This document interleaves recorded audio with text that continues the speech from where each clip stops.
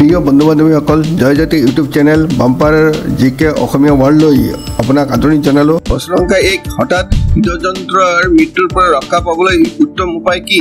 উত্তৰটো হ'ল হৃদযন্ত্ৰৰ অনুকূল স্বাস্থ্যৰ বাবে তলত দিয়া কামবোৰ অভ্যাস কৰক, সুস্থ ওজন বজাই ৰাখক, ধূমপান নকৰিব, স্বাস্থ্যসন্মত আৰু সুষম খাদ্য গ্ৰহণ কৰক, প্ৰতি সপ্তাহত কমেও 150 মিনিট মধ্যমীয়া ব্যায়াম কৰক আৰু মানসিক চাপ মুক্ত জীৱন পৰিচালনা কৰক। প্ৰশ্ন সংখ্যা 2 হঠাতে হৃদযন্ত্ৰ বন্ধ হৈ যাব পাৰেনে?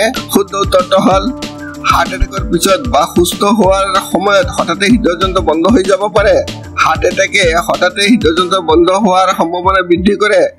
বহুতো হাৰ্ট এটেকৰ ফলত লগে লগে হঠাৎ হৃদযন্ত্ৰ বন্ধ নহয়, কিন্তু হঠাতে হৃদযন্ত্ৰ বন্ধ হ'লে হাৰ্ট এটেক এটা সাধাৰণ কাৰণ। প্ৰশ্ন সংখ্যা 3 হৃদযন্ত্ৰ বন্ধ হ'লে হঠাৎ মৃত্যু কেনেকৈ ৰোধ কৰিব পাৰি?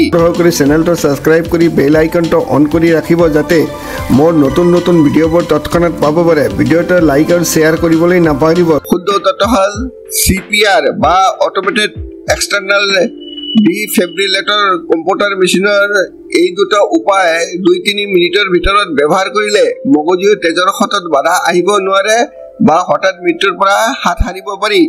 চোৱাৰ বাবে অশেষ ধন্যবাদ।